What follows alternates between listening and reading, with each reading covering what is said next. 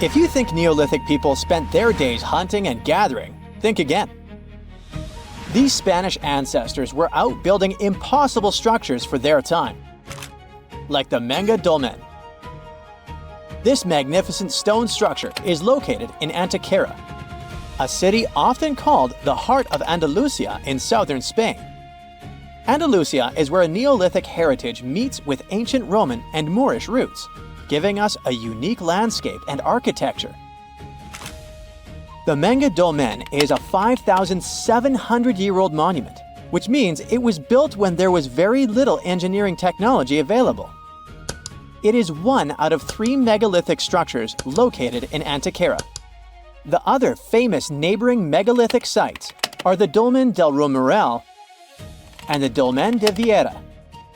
But the Menga Dolmen is one of the most interesting ones since it was the first to be built, dating all the way back to approximately 3,800 BCE.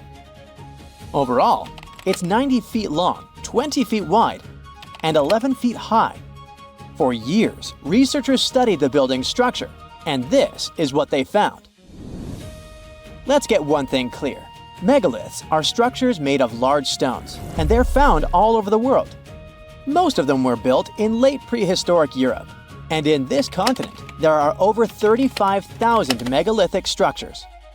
It derives from the ancient Greek words mega, which means great, and lithos, which means stone. The Menga Dolmen was only unearthed around the 1840s, but as soon as it was discovered, it was recognized as a masterpiece for its originality.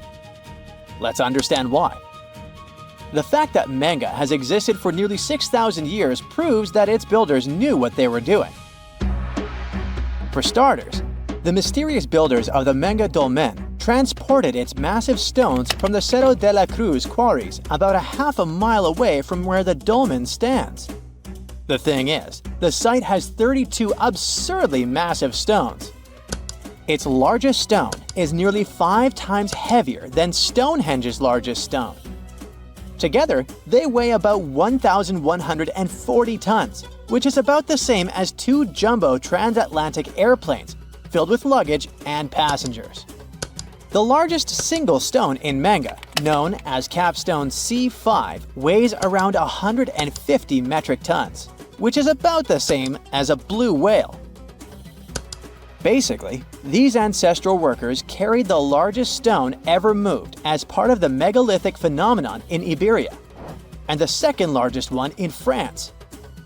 In case you're wondering, the first place goes to a humongous monolith, weighing 330 tons. That was used to build the Great Broken Menhir in southern Brittany, France. How did they do it though? The first challenge was to carefully select the rocks that would be used to build the structure.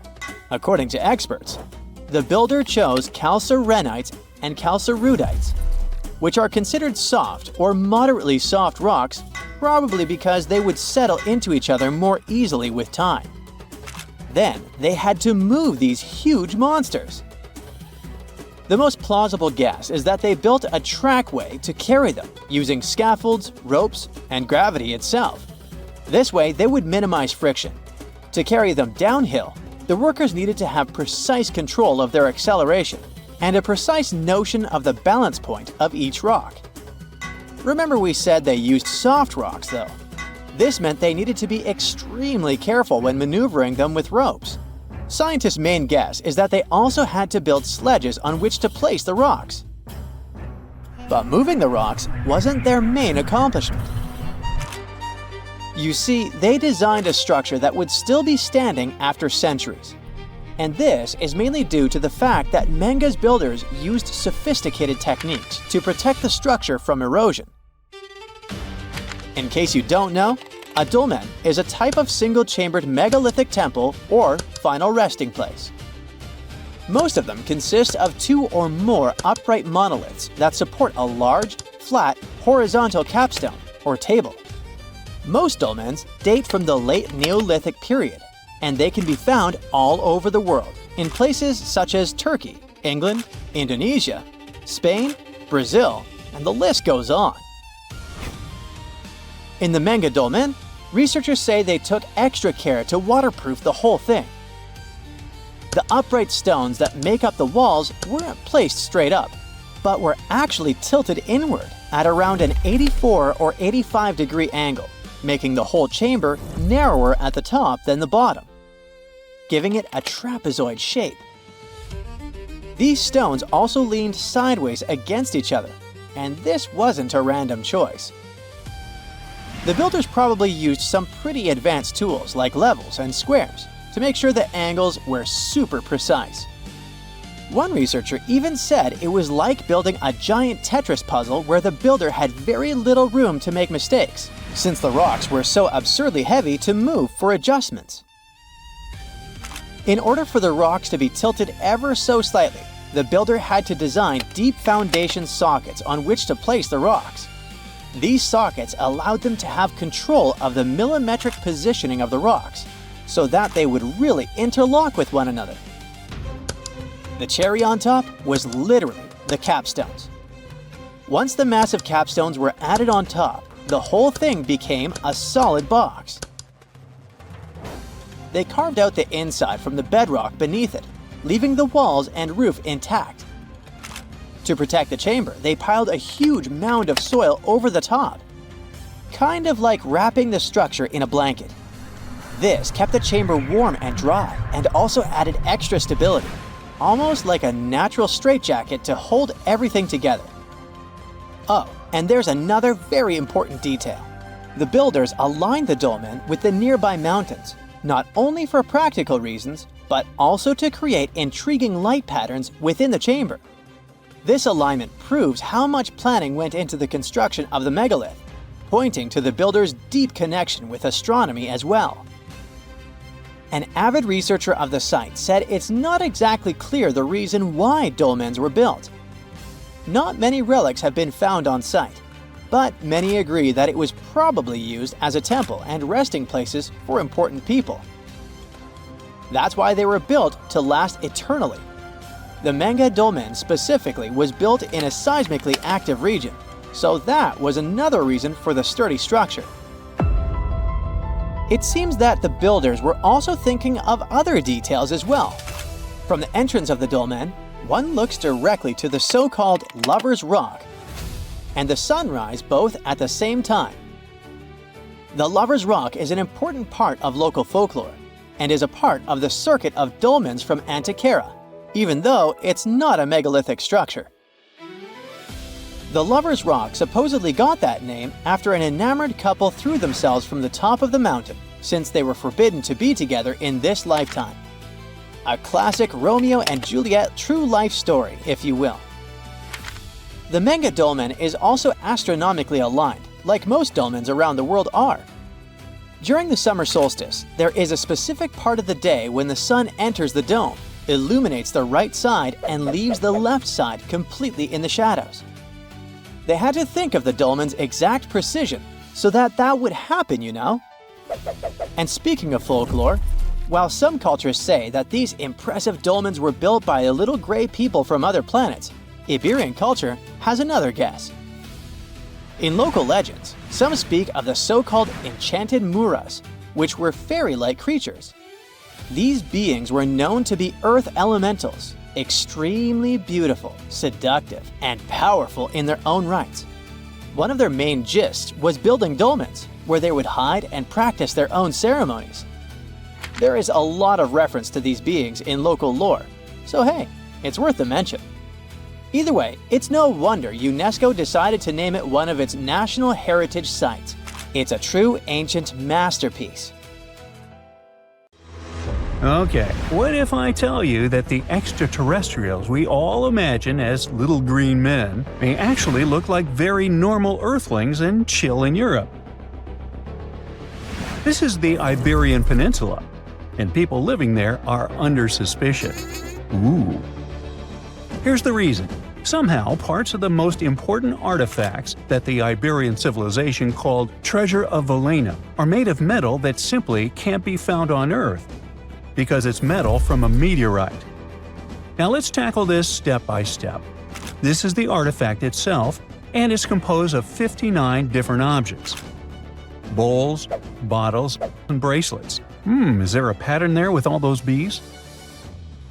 In total, the find weighs around 20 pounds, of which 18 pounds are 23.5 karat gold.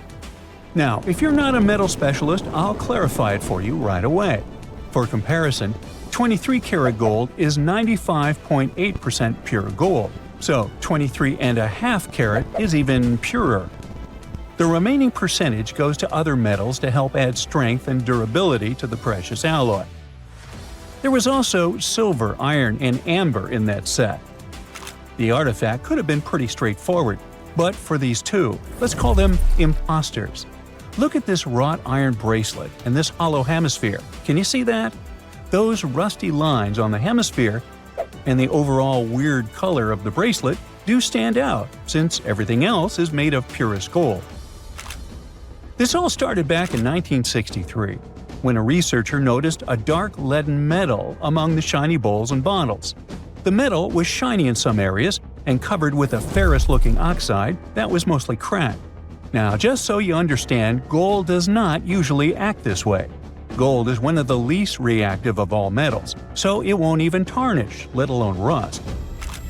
To figure out where this suspicious iron came from, researchers turned to mass spectrometry, which checks out the mass-to-charge ratio of molecules. Their findings showed that the nickel in the iron is similar to that found in meteoritic iron.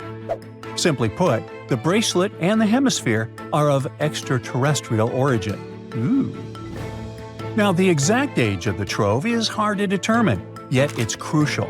We need to know the exact age to see if it coincides with the start of the Iron Age in the Iberian Peninsula. If it does, then no further questions here. But if it doesn't, well, it's, at the very least, weird, if not suspicious. So there's this three-age system. It comprises the Stone Age, then the Bronze Age, and then the Iron Age.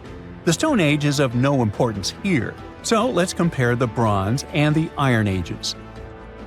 The Bronze Age began when it was realized that combining copper and tin produced a material that was more durable than either metal alone. This era was all about major upgrades in tools and weapons, but two standout inventions were writing systems and the wheel. Then came the Iron Age. This time was all about slowly bringing iron into everyday life. Iron was way easier to shape into cool designs than bronze. Now, this was a big deal, because iron, especially transformed into steel, provided significant improvements in all aspects of life. Tools became lighter, cheaper, and stronger compared to their bronze equivalents. You get it? Good. So, researchers have long debated whether the treasure dates back to the post-Argaric era or the latter part of the Bronze Age. The most recent study claims that those artifacts were created in 1400 to 1200 BCE, and something really doesn't add up. First off, the Iron Age began around 500 years after these artifacts were crafted. Plus, ancient craftsmen couldn't know back then how to work with metals that landed on Earth approximately 1 million years ago. And while the dates are really hard to explain, there is a logical explanation for the craftsmanship. The theory here is that those metal workers simply had access to the fallen meteorite, and thus, they could study it well and discover its properties before using it for decorative purposes. They could have figured it out through trial and error, and once they knew exactly how to work with this extraterrestrial metal, they proceeded to adorn the artifacts with it. Plus, there were the Phoenicians, who contributed to their craftsmanship. Now, it's true that the Iberian people have been processing metal and making pottery long before the Phoenicians settled on the peninsula. But the arrival of new metalworking techniques and the introduction of the potter's wheel enabled them to produce better quality goods much faster than before. So, we figured out the extraterrestrial origins of the Iberian artifacts. But guess what? This area is still under suspicion. The reason for that is the language they spoke. You see, for most modern languages people use today, there will always be some proto-language. Say for Italian, Spanish, and French, it's Latin, hence their similarities. But wait, Iberian was largely spoken where modern Spain is, So why isn't Spanish similar to it? Well, the truth is, no language today is similar to the Iberian. Maybe only the Basque language, but it's because of some similarities found in their numerical systems. Basque is classified as a language isolate, or simply unrelated to any other known languages, and the only language isolate in Europe. The Iberian language is unclassified. While the scripts written in it have been deciphered to various extents, the language itself remains largely unknown. And look at the alphabet the Iberians had. Looks like it doesn't really belong to our planet. But hold up, this one might be a bit of a stretch. When the Phoenicians came to the peninsula, they brought along their alphabet to the Iberians. But honestly, the Iberians probably weren't keen on just copying someone else's writing system, so they tweaked it until it looked completely different. Let's just say they took some inspiration and ran with it. While linguists can guess to some extent how most characters sounded, actually translating the language is still completely impossible. The Iberian language was non-Indo-European and faded away over 2,000 years ago. And there aren't any similar languages left to help us out. Super frustrating, right? Yeah. We got over 2,000 Iberian inscriptions from tombs, coins, potteries, lead plates, and even cave wall carvings. But aside from a handful of words, we're totally in the dark about what they mean. Now, if we could understand their language, we might have learned that they were great thinkers and all, but we can only contemplate the works of art they left. Iberian culture has a lot of amazing stuff made by talented artisans. We're talking about not just metalwork and ceramics, but also detailed sculptures, textiles, jewelry, and other personal bling. But here's the catch. Making all those luxury items depended a lot on a big farming class. At the heart of Iberian society, most folks were involved in farming and taking care of livestock. Depending on where you were, the types of farming varied. For example, up in the north, they were all about growing grains, while down in Valencia, they focused on producing olive oil and other agricultural aspects. In the west, raising animals was the name of the game. Still, we don't have much information about the day-to-day lives of the many people doing this essential work. Yet, on the flip side, we know a lot about the upper class of Iberian society, who control these agricultural resources and hire the artisans. By the 7th century BCE, we start to see a group of Iberian princes who were living the good life, trading with the Phoenicians and enjoying fancy luxury items. You can spot this elite class in their burial practices. Cremation was the go-to method for funerals among the Iberians, and wealthy individuals were often found in cemeteries with all sorts of lavish goods and funerary sculptures that give us a peek into the fashion and hairstyles of the rich. Interestingly, starting in the 6th century BCE, there was a noticeable drop in the number of recognizable burials, which suggests that these elaborate funeral customs became more exclusive to a small elite. Meanwhile, the fate of the majority, farmers, artisans, soldiers, and laborers, who made up a big chunk of the population, remains a bit of a mystery. It used to be a pretty advanced civilization, but it vanished without a trace. Researchers think it could have been due to some massive earthquake, but so far, we don't know for sure. So hi! How about exploring some cool and unusual artifacts from the past? Let's go! Have you ever heard of Chinese magic mirrors? These mirrors were made of solid bronze. They had two sides. The front was a shiny polished surface, similar to our typical mirrors. It was the back that did the magic. When bright light fell on the mirror, it looked as if it was transparent, and the pattern on the back of the mirror got projected onto the wall. The backside could have different designs on it, depending on what its creator wanted to depict. Since the mirror was made out of bronze, no one expected this optical illusion to occur. These ancient artifacts date back to 2900 to 2000 BCE. They became popular in China and were produced in large numbers at the time. Eventually, their fame faded away. For centuries, the magic of these mirrors baffled both people and scientists. In the 11th century, Chinese scientist Shen Ku decided to study the mirrors. He conveniently had 3 of them. He was surprised by the ability of the metal to act as if it were transparent. He believed that some tempering techniques created surface wrinkles on the mirror to make it translucent.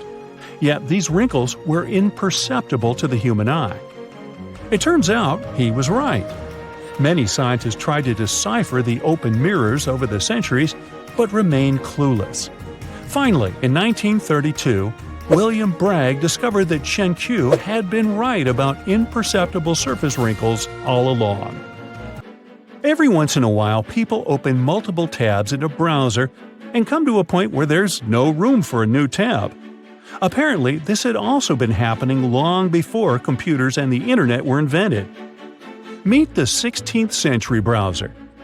This is a full-size book wheel. It's kind of a custom-made rotating bookshelf. Gregory Hayworth, a specialist in textual science, says that this tool has a system of epicyclic gears. That means that the book wheel has a working principle like a planetary system. One gear rotates around another. The shelves of the device maintain a constant 45-degree incline that holds the book securely as the giant wheel turns. Back then, people used the tool while writing encyclopedias and editions of classical works. In this kind of work, a person has to have many books open simultaneously so that the information from multiple sources can be gathered easily. Italian engineer Agostino Romelli is the inventor of this piece of early modern machinery. What if I tell you that sponge divers in Greece accidentally found an ancient computer?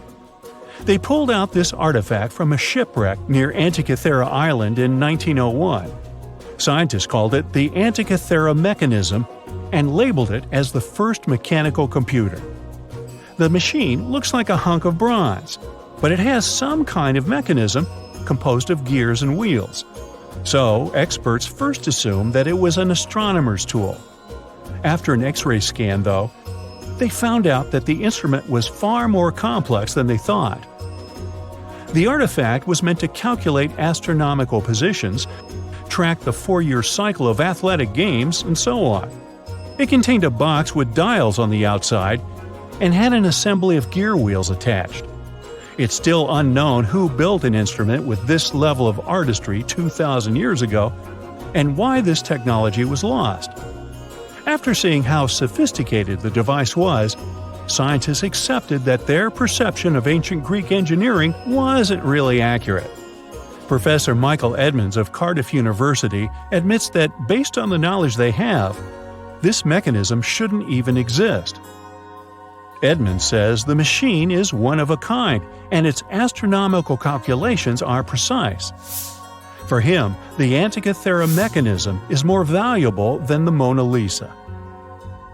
In 1929, scholars working in Topkapi Palace Museum in Turkey discovered a map.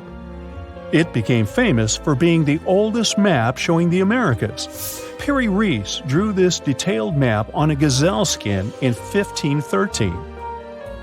He depicted Europe, North Africa, the coast of Brazil, and several islands, such as the Azores and Canary Islands.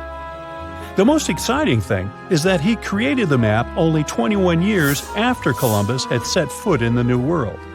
Well, it was new to him. Perry Rees was a maritime scholar and a successful naval commander leading the Ottoman fleet. Yet, while drawing the map, he relied not only on his expertise in sailing. He created it by assembling and referring to 20 other regional maps, like the Arab map of India, 4 Portuguese maps, and the map of the western parts drawn by Columbus. Yes, the part he got from Columbus raised the heartbeat of many historians. Columbus drew a map during his 3rd voyage to the New World and sent it to Spain in 1498. It's assumed to be lost. Surprisingly, historians can now understand what Columbus noted down by looking at Perry Rees's map. Fun fact, he also drew another world map in 1528. Even though only about 1/6 of this map has survived, it's clear that it described the northwestern part of the Atlantic, the region from Venezuela to Newfoundland, and the southern tip of Greenland. The map also showed Antarctica centuries before its discovery. Historians had to rethink the chronology of history after getting this crazy information. Harry Rees described Antarctica's topography without ice in great detail. In the 1930s, workers found dozens of stone spheres in Costa Rica.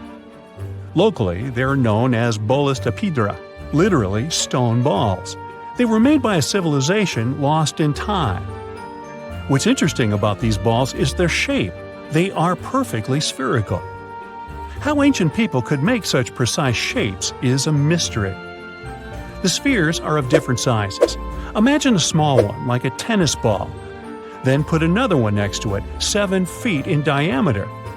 The largest spheres weighed 16 tons. Archaeologists are sure that these balls are human-made. Yet their purpose remains unclear. Some archaeologists claim that the spheres could represent the solar system or could be inspired by various stages of the sun and the moon. Others say that the stone's placement refers to the houses of chiefs. Most of the stone spheres were sculpted from granodiorite. It's a hard rock similar to granite. Experts believe that ancient people used smaller rocks from the same material as tools to shape these spheres. They also think that sculptors probably heated portions of the stones and then cooled them rapidly. This could have helped them to remove the outer layers of rock. Our next one is an ancient battery set found in Iraq in 1936. The set consists of a ceramic pot, a copper cylinder, and an iron rod. At the top, the iron rod is isolated from the copper by asphalt, and both the rod and cylinder fit inside the mouth of the jar. The copper cylinder isn't watertight, so if the pot was filled with a liquid, it would surround the iron rod as well. Archaeologists focus more on the oxidized iron rod because the vessel just needed to be filled with an acid or alkaline substance to produce an electric charge. After examining this bizarre artifact, an Austrian archaeologist hypothesized that the instrument made use of chemical reactions to generate electrical energy. That's why they likened the instrument to a battery. An ancient civilization might have used it for some kind of electrotherapy. Yet there isn't any electroplated object known from this period. So Koenig's hypothesis was rejected by many archaeologists, but nobody has proven him wrong either. The origin and purpose of the vessel remain unclear to this day. So, want to see the world's oldest art studio? In 2011, archaeologists found 100,000-year-old shells in a South African cave. Those shells were used for paint making. A coating of bright red powder on the inside of a pair of shells is the proof. Archaeologists say they found a complete kit used to produce a pigmented mixture. Now, in a different part of the cave, several paintings were displayed with little price tags on them intended for sale. Nah, just kidding. Although that big one over there would look good over my couch. Over the years, archaeologists have uncovered all kinds of stuff on runestones, curses, poems, protective magic spells, and even inheritance disputes. However, a newly uncovered ancient Norse artifact known as Svingerud stone has just one word on it. Sounds boring, right? Well, think again, because this might just be the oldest runestone ever discovered. Almost 2,000 years old. But that's not all. Excavations are still ongoing, and depending on what follows next, it could unravel secrets and the true meaning behind the mysterious magical runes. So let's explore and see just how much known history you can rewrite with only one engraved word on a stone. A long time ago, during the first few centuries of the Common Era, Scandinavians and Romans crossed paths. They traded goodies like glass and silver. And eventually, Roman customs and even written culture ended up north. The Nords liked the Roman alphabet but wanted their own letters copyrighted. So they decided to create their own unique characters, which they called runes. Almost 20 centuries later, in 2021, archaeologists were excavating an Iron Age burial site near the village of Svingerud in eastern Norway.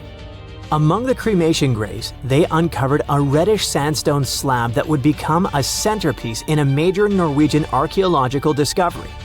It's the size of a coffee table, measuring just over 12 inches across. The stone was found buried with burned bones and charcoal, part of an early cremation grave. The stone had runes engraved into it, looking rough and shallow, like they were scratched with the tip of a knife or something needle-like. Runestones are not unusual. Archaeologists are used to uncovering runic inscriptions, especially in this region. However, tests show that both the burial site and the carving on the stone likely date back to somewhere between the 1st and 3rd centuries. That places it deep in pre-Viking history, centuries before the Viking Age officially began around 800 CE. That makes it one of the oldest reliably dated examples of early writing in Scandinavia. When you look at these carvings, they either look like magical symbols made to call on Nordic deities to help you, or like random scratches made by an angry man hitting a stone with something sharp. But these are real letters, crude but intentional. It's an ancient writing system used by Germanic tribes across Northern Europe. They were engraved into wood, bone, or stone. Their shapes are straight, angular lines because curves were tough to carve with the tools they had back then. When they met with the Roman Empire, rather than just borrowing Latin letters, the Germanic tribes took the idea of writing and carved out their own version. The original alphabet was called Elder Futhark.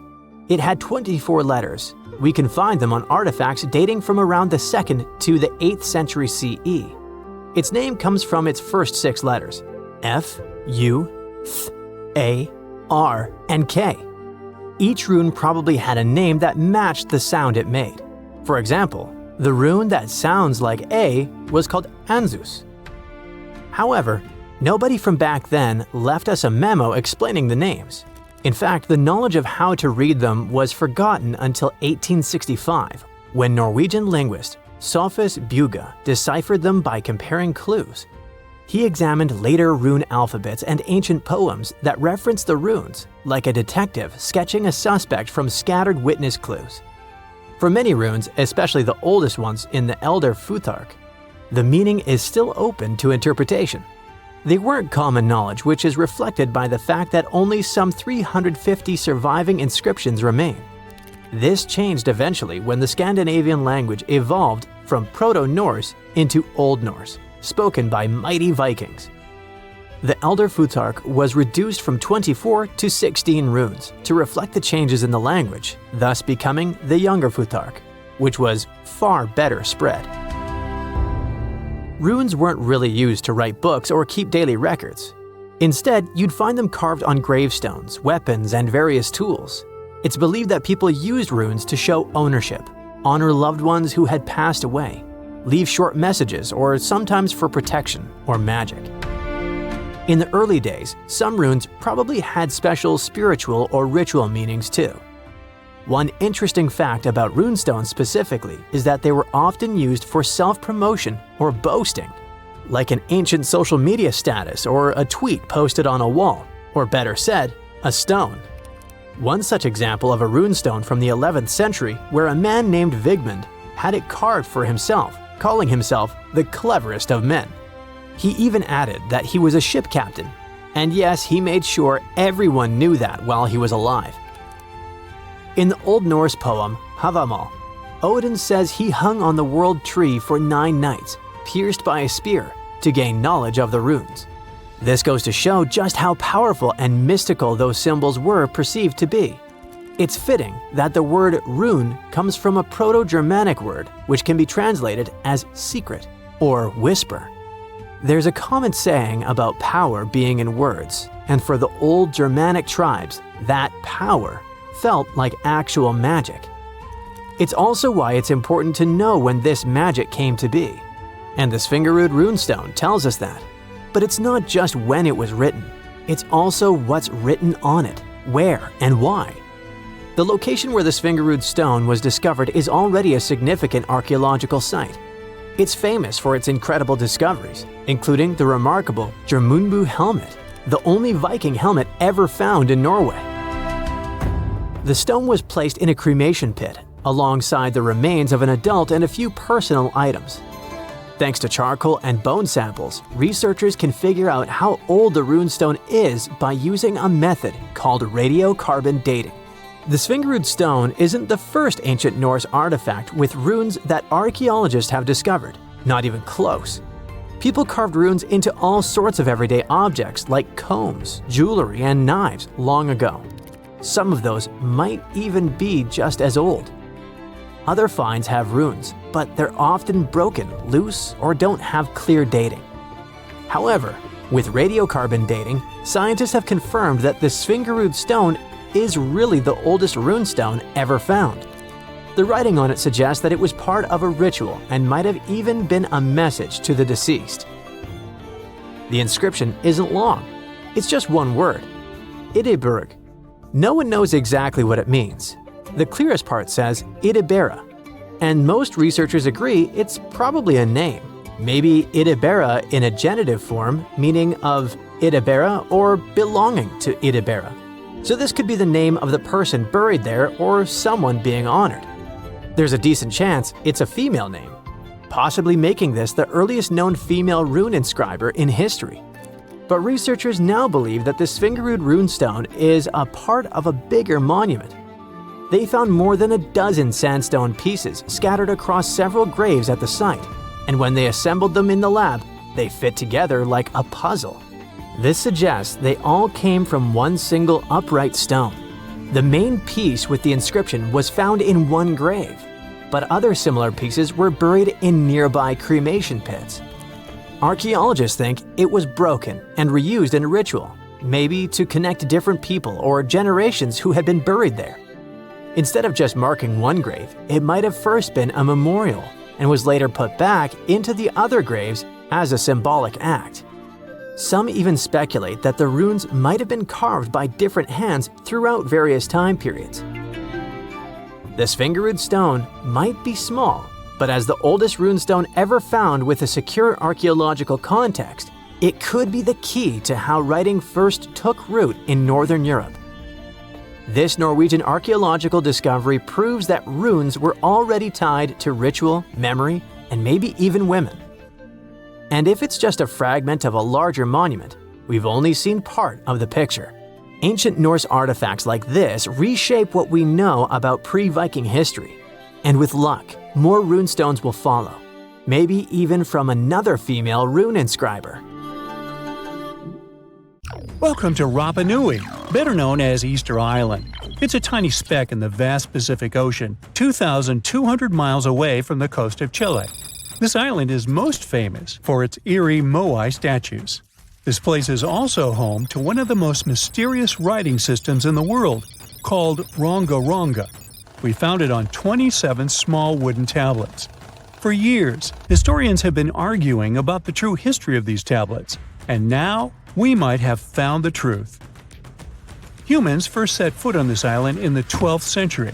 For many years, it was home to the Rapa Nui people. They were pretty isolated out there in the Pacific Ocean until Europeans arrived in the 1720s. Europeans brought with them lots of troubles, leaving only a small fraction of the native population alive. Later in the 19th century, a missionary, Eugene Iro, went to the island and discovered the wooden tablets with intricate symbols carved on them. He wrote how marvelous they are, but there are hundreds of them on the island, and that they can be found in every household. But unfortunately, not all of them survive to this day. We've only got 27 of them. Some of them were heavily weathered, burned, or otherwise damaged, and now they're scattered all over the world in museums and private collections. Some of the language's artifacts were carted off to Tahiti and then to Europe by Europeans, leaving none behind on Easter Island itself.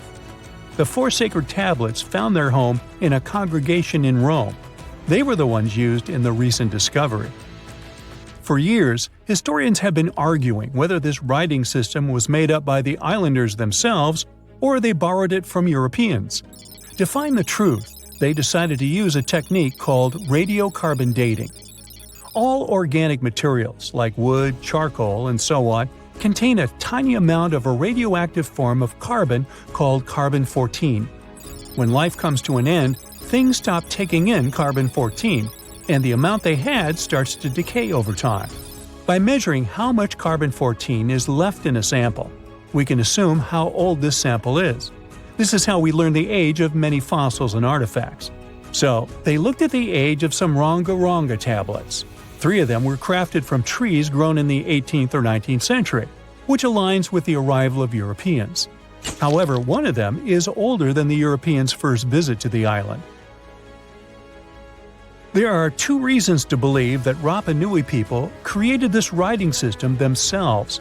First, Rongorongo works differently from European languages. Decoding it is a pretty hard task.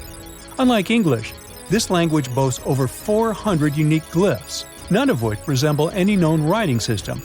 There were many attempts to decipher this language, and none of them were successful so far. And second, one of the tablets is shown to be from around the 15th century, before the Europeans arrived. The problem is that radiocarbon dating can only tell us when the wood the tablet was made from was cut down, not when the writing was put on it. And since we've only got one tablet to go by, this isn't enough to be completely sure.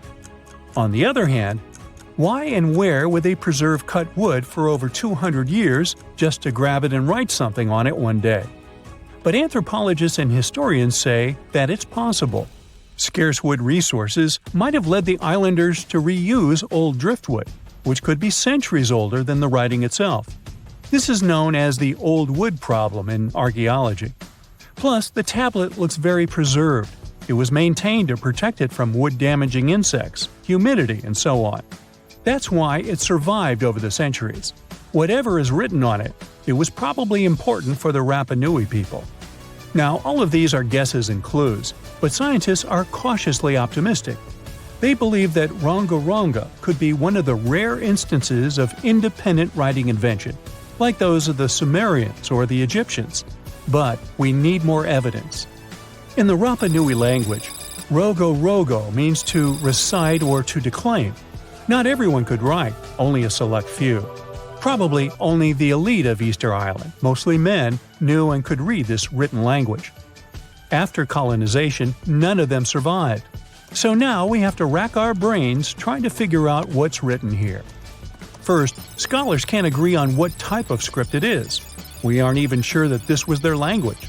But even if it was, we don't know whether it's a primitive form of writing or a fully developed system. In the 1990s, a linguist, Stephen Roger Fisher, believed he might have cracked the code of Rongorongo structure. His idea was that these tablets conveyed cosmogonies. Cosmogonies are stories or narratives that explain how the universe was created and how natural phenomena came to be.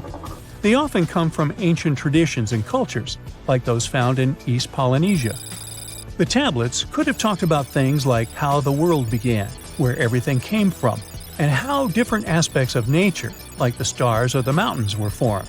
This would also explain why only the wise elite could write. Fisher thought that Rongorongo is a mix of logographic and semasiographic systems, which means that some symbols represent spoken words, while others represent ideas or concepts. But deciphering them would be very hard because it requires extensive memory and knowing context, because the symbols are more like hints than complete expressions. However, other language experts disagreed with his ideas, saying there were problems with how he put together his theory. Unfortunately, Fisher couldn't prove this hypothesis. Maybe these are just drawings. If we look at the tablets, there are some things that look recognizable: people, animals, plants, and geometric shapes. There are some birds. One of them looks like a frigate bird, which Rapa Nui people associate with the deity Maki Maki. There are also fish, centipedes, and so on, or at least these glyphs look like them. Could it be just art or a form of decoration? Maybe, but there are some problems. The glyphs show a high degree of complexity and structure. They also keep the same style. For example, there are several symbols that show something human-like with a raised hand. The only difference is different heads. As if it wasn't complicated enough, This unique writing style also uses a system known as reverse boustrophodon. This means that each alternate line is flipped upside down, resembling nothing seen elsewhere. We don't know why they would turn the tablet upside down after each line. But all this shows that they had some sort of system and organization behind these symbols. Plus, it seems like they use these tablets every day for some practical purpose. But there's some hope for the future. New technology, like AI and other computer programs, might help us understand lost languages. We already started creating algorithms that could help us solve other mysteries, like the Voynich manuscript. Academics even organized the Vesuvius Challenge, a machine learning competition that, in 2023, cracked the riddle of the ancient Herculaneum scrolls. The scrolls were buried under volcanic mud after the catastrophic eruption of Mount Vesuvius in 79 AD. In real life, the scrolls are very fragile, so deciphering them would be a very hard task. But with digital scanning and machine learning, it's much easier. They have a rich history. They most likely belong to the personal library of an Epicurean philosopher named Philodemus. These scrolls contain very important insights into Greek philosophy and Latin literature. If we decipher more of them, we'll learn more about the rich history of the Roman Empire. Deep inside the heart of the Amazon rainforest lies a cave so massive, it defies logic. Stretching for 2,000 feet, this tunnel is so big a human could easily walk around inside of it. Its walls are etched with deep, mysterious claw marks. But this is just one of many. If you travel to the south of Brazil, you'll stumble upon over 1,500 similar caves, ranging from modest tiny burrows to massive passageways. These are not your average spooky, bat-filled caverns. They're what researchers call paleo burrows, also known as ancient underground structures dug by creatures so colossal they make modern elephants look small. Whatever creature dug those tunnels displaced 800 elephants worth of dirt. I know, it still looks like a normal cave, but experts noticed this one was special because the walls were too neat and rounded, and the floor was too smooth. Besides, no water or erosion leaves such signs of serious digging power. These Brazilian caves are the largest geological records of animal activity on the planet. It's like stumbling into a prehistoric house made by creatures the size of cars. To unlock this mystery, researchers analyzed the scratch marks on the walls and realized they had probably been made by giant ground sloths, a species called valgipes, which could weigh nearly 9,000 pounds and eat your average annual menu in about 3 days. Despite being huge, these animals were not earthbenders. They had to work in groups if they wanted to dig such long tunnels. This is why scientists believe many sloths shared the same tunnel and dug it together. Even some giant armadillos may have helped with the digging. After all, they were ridiculously skilled excavators and lived there too. Okay, but why would a giant sloth or armadillo need a 2,000-foot-long underground lair? Great question. And the truth is, scientists aren't totally sure. It doesn't make sense for them to dig tunnels this massive just to escape predators, especially since the tunnels were big enough for a saber-toothed tiger to crawl in, for example. So, unless they installed prehistoric security systems, this theory has holes. Haha, pun intended. The best bet is probably climate. Back then, everything was drier and colder, and some species of giant sloths were living their best lives back when Earth was transitioning between cold and warmer periods. Their big bodies usually protected these animals from temperature changes, but drastic fluctuations probably made them hide in order to survive. Besides, just like modern sloths, giant sloths probably had a hard time maintaining their body temperature, and going underground for a while is a great way to protect your babies and save some energy. After all, the bigger you are, the more energy you spend. Some scientists believe these tunnels might have had rotating tenants. One sloth moves in, digs a bit, leaves some scratch marks, moves out. And sometime later, another one crashes there and adds its own decor touches. A hostel for ancient megafauna. All evidence points to a more timeshare situation than a prehistoric private property. After all, these creatures weren't exactly social butterflies. Most sloths and armadillos usually keep things strictly one-on-one, just mom and baby. Yeah, dad sloth stuck around only for the good part. But you probably noticed one tiny detail here. These guys are not around anymore. They went extinct 11,000 years ago, right around the time humans started to get popular on Earth, when another ice age was ending. In fact, 80% of all mammals that were heavier than 2 pounds disappeared then. The first culprit is, of course, the usual suspect: humans. Around 10,000 years ago, a wave of skilled hunters using distinctive tools like spear points spread across North America. The theory goes that American animals weren't used to this new predator, making them easy targets. Once the big plant eaters started vanishing, the big meat eaters followed. They didn't have enough food to survive, and it wasn't just excessive hunting that caused some damage. Early humans may have also harmed ecosystems in ways that made survival harder for large species. But wait, there's another suspect: climate change. Around the same time, Earth's climate got a major shakeup. The climate was going from super cold to only slightly cold. Just so you know, Earth's temperature was about 46 degrees Fahrenheit, making seasons change and plants perish.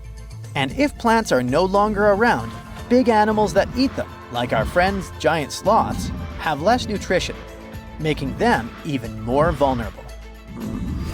Many scientists now think that both human impact and climate change played a role, just in different ways depending on the region. In some places, humans may have tipped the balance. In others, nature itself did the job. Either way, it was a perfect storm that ended the age of giants. Turns out, being huge isn't always a plus. Giant animals tend to live longer and reproduce slowly, which makes them sitting ducks when disaster strikes. Besides, it takes a long time for these guys to bounce back. After dinos disappeared, for example, it took 15 million years for new mega mammals to stomp onto the scene. The last major extinction happened around 12,000 years ago. Not really enough time for brand new massive beasts to evolve. Today's biggest ground animals, like elephants, rhinos, and bison, aren't newcomers. They're actually the tough survivors of that ancient chaos. And, well, at least we still live alongside the blue whale, the biggest mammal ever. But why did some prehistoric animals get so gigantic in the first place? Well, being big has some perks, in spite of all the extinction thing. It keeps you safe from predators and helps you win the fight for food. If plant eaters bulked up, predators had to level up too, just to keep up. And the environment plays a big role. You see, cold-blooded animals might grow bigger in hot places to stay cool, and warm-blooded giants thrive in cold places to stay warm. One paleontologist even suggested that some dino-sized vegetarians needed those massive bellies just to digest the tough, woody plants of their time, as if they had a salad bar inside their bodies. There's also the thing with oxygen. Back then, Earth's atmosphere had way more of it. That's a big deal, especially for creatures with less efficient breathing systems like insects. Higher oxygen levels meant their bodies could handle more growth and more activity, kind of like nature's turbo mode. We also have to discuss bones, specifically the lighter ones. Many huge dinosaurs had air sacs built into their skeletons, just like modern birds. This made their bones strong but not ridiculously heavy, meaning they could grow super tall or long without collapsing under their own weight. Those air sacs also helped with cooling down, which is super important when you're basically a walking oven of muscle. On the flip side, modern mammals are limited by gravity and biology. Bigger bodies need stronger hearts, lungs, and blood pressure just to keep functioning, and land doesn't offer much support. This also explains why whales got even bigger than dinosaurs. The ocean acts like a natural support system, which pretty much means that buoyancy helps hold up all that mass. So blue whales can hit a jaw-dropping 330,000 pounds without turning into pancakes. On land, that kind of size would be a serious health hazard. So, ancient giants weren't just freaks of nature. They were the result of the right mix of air, food, physics, and environment working together in just the right way. The whole extinction event surely is a bummer for giant sloths that worked as gigantic engineers of nature, but it surely prevented us from sharing the planet with insects the size of crows, like some types of griffinflies or millipedes reaching almost 6 feet in length. Yikes! Now, if you'll excuse me, I'm going to appreciate modern sloths. Slow, small, and thankfully incapable of terraforming the landscape and giving me insect-related panic attacks. Footsteps pounded behind him.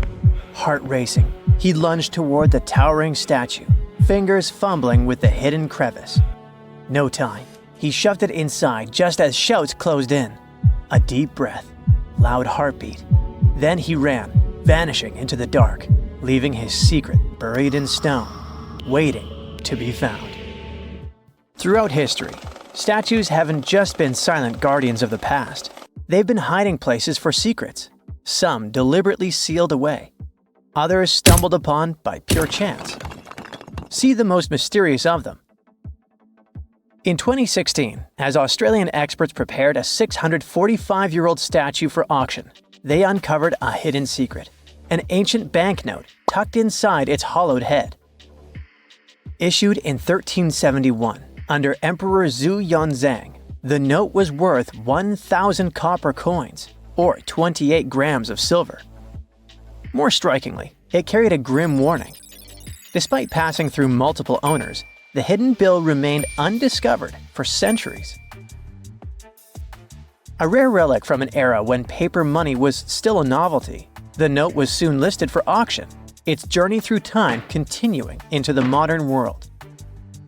Statues became more than just symbols. They were guardians, keepers of history, and sometimes even life-saving tools. In 2017, restoration experts working on an 18th century statue in Spain made a remarkable discovery. Hidden within the statue's hollow interior were 2 letters written in 1777, providing insights into daily life, local customs, and the economy of the time. Similarly, in 2023, during renovations at the United States Military Academy in West Point, a box was discovered inside the marble base of a statue depicting the hero Tadeusz Kosciuszko. Placed there nearly 200 years ago, this time capsule offers a tangible connection to the institution's storied past.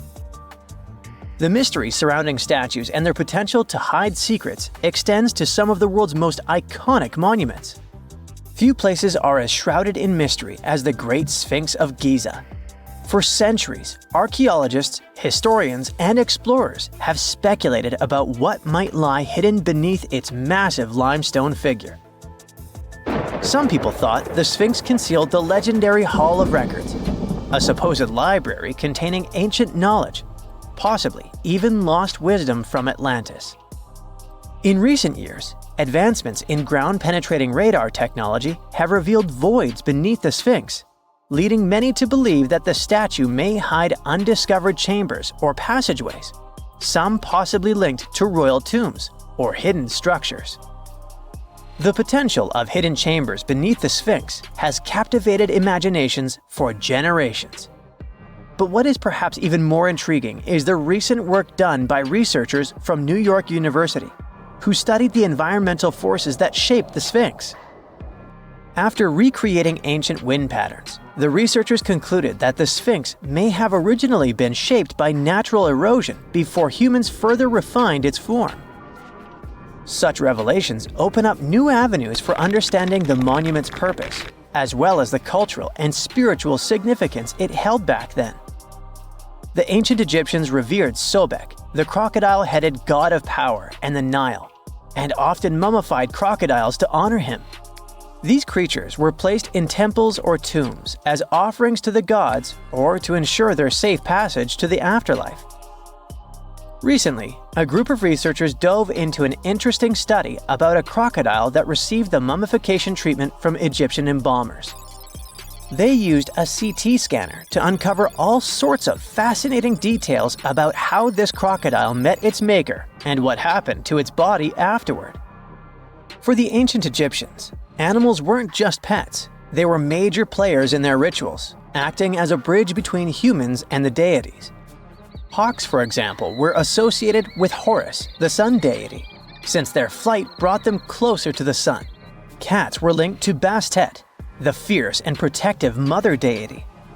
Crocodiles were among the favorite animals for mummification. These reptiles were seen as symbols of Sobek, the lord of the Nile, whose presence announced the annual flooding that brought much-needed water and fertile soil for farming. In the past, studying such artifacts could mean damaging the mummy. But thanks to modern imaging techniques, the researchers were able to examine the crocodile while keeping it intact. X-rays and CT scans revealed that the crocodile's digestive system was packed with small stones called gastroliths, which crocs often ingest to aid digestion and maintain buoyancy.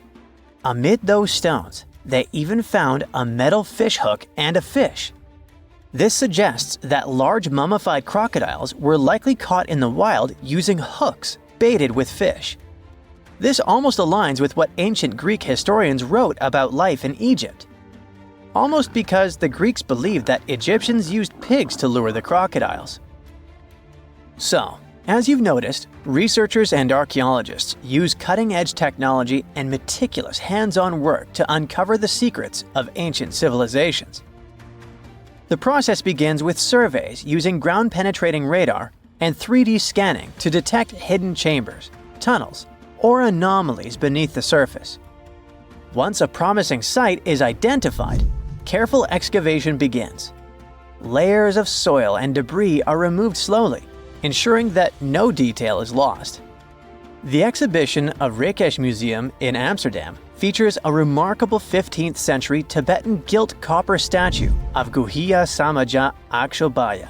This figure, symbolizing the unity of opposing forces and a higher state of enlightenment, was previously unknown to the museum's collection. Recent examinations of this statue have revealed hidden relics and scrolls within its hollow structure, offering profound insights into the religious practices of the time.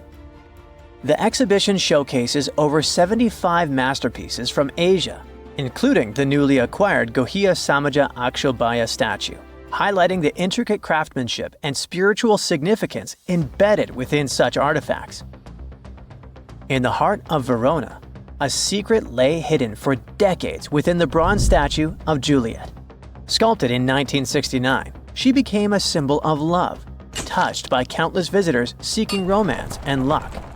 But beneath her worn surface, Juliet was silently guarding something extraordinary. Over time, tiny cracks formed from years of affectionate caresses. Through them, lovers slipped letters, whispered confessions, desperate pleas, and eternal promises. Some tossed in keys, sealing their love with padlocks and hiding the proof inside her hollow frame. In 2014, restoration experts made a stunning discovery. As they worked to mend the statue, hundreds of love notes and rusted keys spilled out, forgotten vows locked away in the heart of Juliet herself. Statues often act as symbols of power and might. However, in more recent times, statues have also been used to convey messages for future generations. The concept of the time capsule, an object or collection of items placed in a container, sealed, and then buried or hidden for later discovery, has a long history. And in modern times, statues have served as the perfect vessels for these capsules, allowing people to communicate with future generations in a very tangible way. In 2014, as old workers carefully removed the golden lion atop Boston's Old State House for restoration, they made a startling discovery. Something rattled inside its hollow head. A Boston Globe article from 1901 had once mentioned a hidden time capsule, but over the years it had faded into legend. Then, a sculptor's descendant unearthed a long-forgotten letter confirming the truth. Inside the lion's head lay newspapers, photographs, autographs, and letters from Boston's past. Messages sealed away for over a century. As the capsule was opened, it felt like history itself was holding its breath. The officials planned to continue the tradition, adding modern artifacts before sealing the lion's secret once more. until the 22nd century unveils it again. We don't know if they carry on with it though. Advancements in imaging technology have allowed researchers to uncover hidden details within famous sculptures without damaging them. In 2014, restoration experts in Mexico made a shocking discovery while examining a 300-year-old wooden statue. Real human teeth were hidden beneath its serene face. The revelation came not by sight, but by technology. When preservationists took an X-ray of the statue, expecting to find structural details, they instead saw a perfect set of teeth embedded in the mouth, unlike other historic statues from the region, which sometimes contained real hair people donated to the statues. This discovery was completely unexpected. Scientists have recently discovered Leonardo da Vinci's hidden passages under a medieval castle in Italy. They followed a newly found 15th century sketch by the creator of the Mona Lisa and found one of the unexplored architectural wonders from the age of the Renaissance. Construction of the Sforza Castle started back in 1358, but it was destroyed about a century later during a local crisis. Then, in 1450, Francesco Sforza, the Duke of Milan, decided to rebuild it on the old ruins. After he passed away, his son Ludovico took over and kept improving the castle. He brought in some of the best artists of the time, including Leonardo da Vinci, to decorate its walls. We can still see Leonardo's frescoes today in the Room of Wooden Boards. While he was working at the castle, da Vinci also recorded some historical underground passages hidden beneath the outer wall. The drawing, dated between 1487 and 1490, was found at the Institut de France in Paris. The sketch is highly precise, and it proves that Leonardo was really interested in fortification design and was great at documenting existing structures. Historical records show that Ludovico ordered the building of an underground passageway that led straight to a basilica, where his wife was buried. Ludovico married Beatrice in 1491, and they had a happy but tragically short marriage, as Beatrice passed away while giving birth in 1497. The Duke locked himself away for weeks, grew a beard, and wore only black clothes while he was mourning his beloved wife. The secret tunnel may have stretched over a half a mile and would let Ludovico visit her grave in private. It could have served as an escape route if the castle was ever under siege. The existence of the tunnels remained one of the mysteries of the Renaissance for years, as no one knew for sure they were there. But now, scientists finally uncovered the secret history. They used a combination of ground-penetrating radar and laser scanning to build up an accurate 3D model of all the structures under the castle. They found the tunnels da Vinci alluded to in his drawings, and it looks like they may have only been a small part of a whole system of historical underground passages. The goal is to create a complete digital twin of the castle that will not only show all the preserved constructions, but also the ancient ones that are no longer visible. They also plan to add augmented reality to the virtual paths to let visitors discover Leonardo da Vinci's hidden passages. Now, we don't know if the genius actually took part in constructing the hidden passages that scientists recently discovered, but we do know about some other Leonardo da Vinci inventions. He created the first satellite-like map in 1502, long before photography or satellites were even a concept. A famous figure in Italy, Cesare Borgia, invited Leonardo to a small town called Imola, near Bologna, to create a highly detailed map for him. Back then, maps were not very precise, as no one had figured out how to show exact distances on a smaller scale. Instead, people spent a lot of time decorating them with dragons, roses, fancy castles, mountain ranges, flowers, and other artistic details.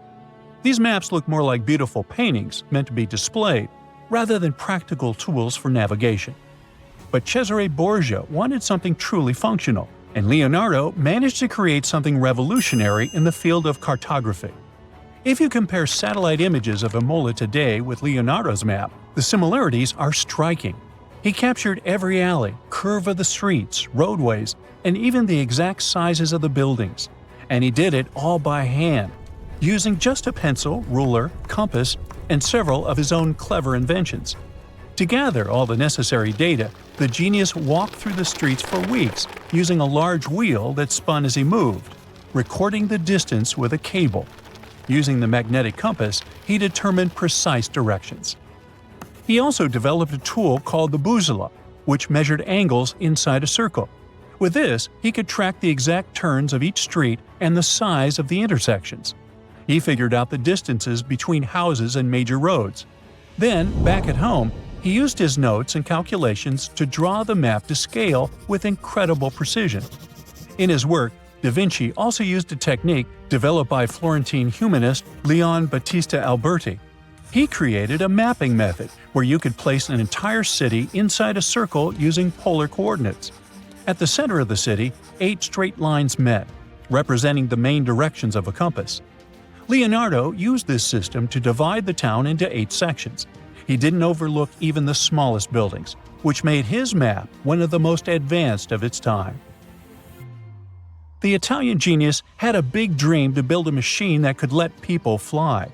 He studied how birds, bats, and kites move through the air and designed a special flying machine. He believed that if he could copy their movements, humans might be able to soar like them.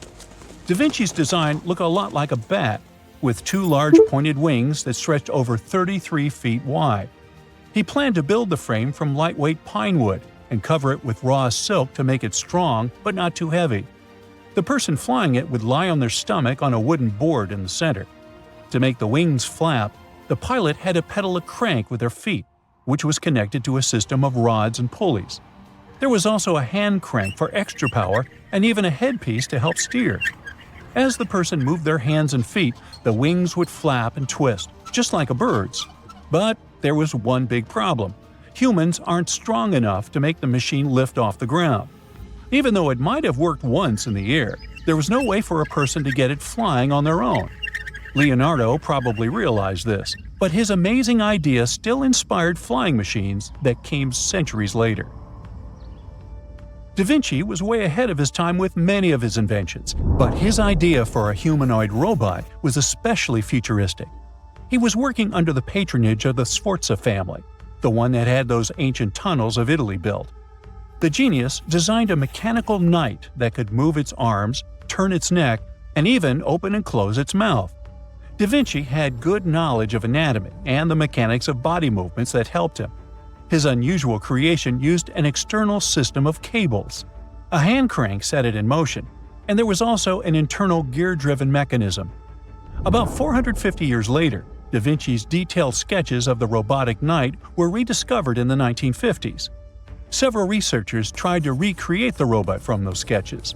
In 2002, a roboticist who developed systems for NASA and Lockheed Martin took inspiration from the old notes and built a functioning model of Da Vinci's robotic knight. Another design Leonardo created for Duke Sforza was a special kind of bridge that could be taken apart and carried easily.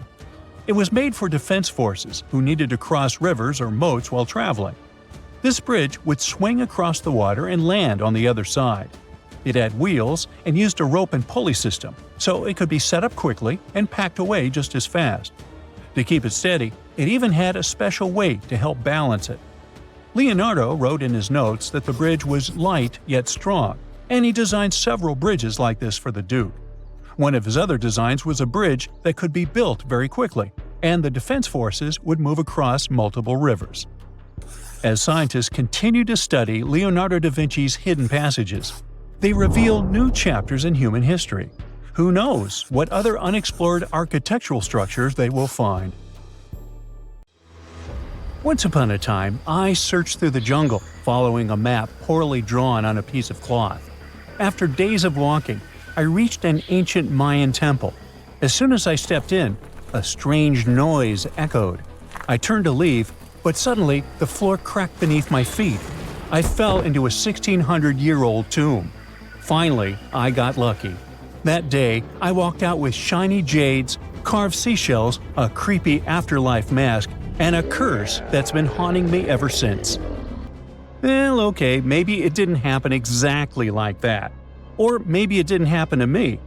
Sadly, real-life archaeology is not like Indiana Jones movies. However, the findings can be as exciting and important, especially in Belize, where archaeologists just found the first identifiable ruler's tomb in the lost Mayan city of Caracol after 40 years of digging. A team of archaeologists finally unsealed a hidden chamber, buried deep beneath a structure they'd already studied. And inside that tomb, which is indeed around 1600 years old, was Tikab Shak, the first known king of Caracol. His name is commonly interpreted as Tree Branch Rain Deity, which is poetic and incredibly awesome. King Shak was believed to be a Mayan deity in control of rain, thunder, and lightning. According to folklore, he used axes to strike rain-bearing snakes in the sky to make the rain fall. The buried king is considered to be the dynasty founder. The royal dynasty he founded lasted more than 460 years. And judging by what was buried with him, we can assume that King Shak was greatly celebrated. His tomb had jade beads, carved bones, seashell jewelry, and ritual pottery vessels. One of those vessels shows Ekchua, the Maya deity of trade, receiving offerings. Others showed bound prisoners. Archaeologists could tell they had found some high royalty when they noticed a considerable presence of red cinnabar in the tomb, a rare and expensive material from the Mayan world.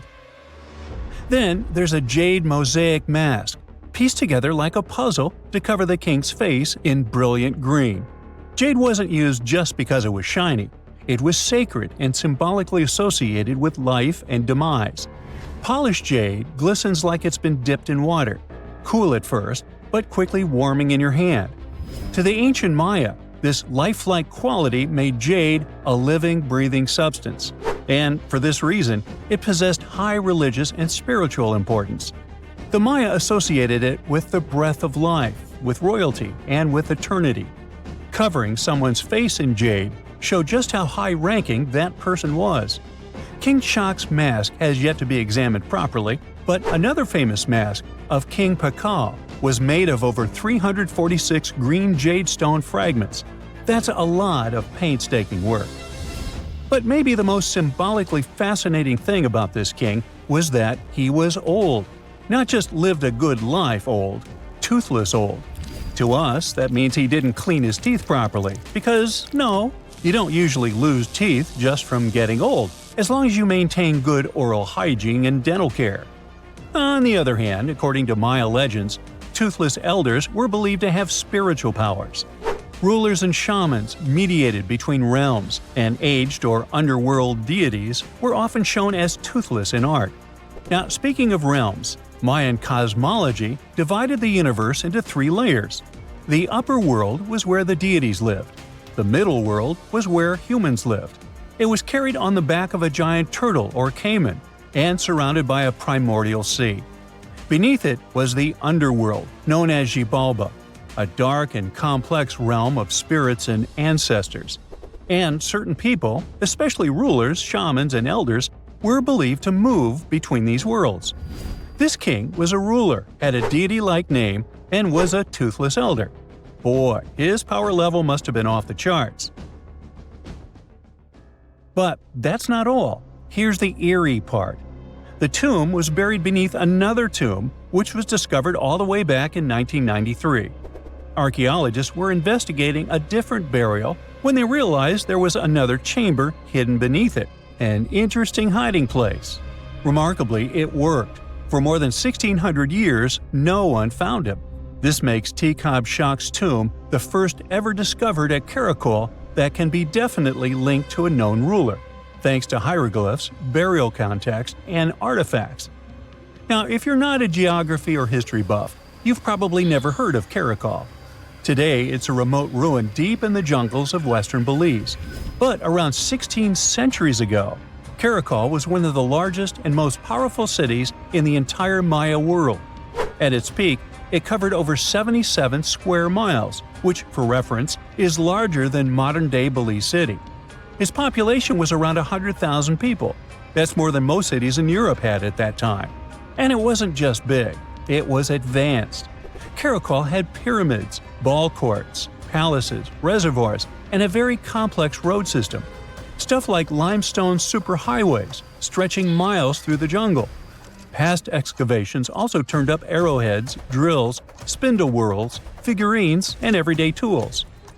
King Shak's tomb was one of the three major tombs found in the northeast Acropolis. That's near Kana, the central archaeological complex at Caracol, and one of the tallest human-made buildings in all of Belize, even today. It reaches an imposing 141 feet high and contains multiple levels of elite residences and temples. But even with that size, finding tombs isn't easy at all. Most have already been looted.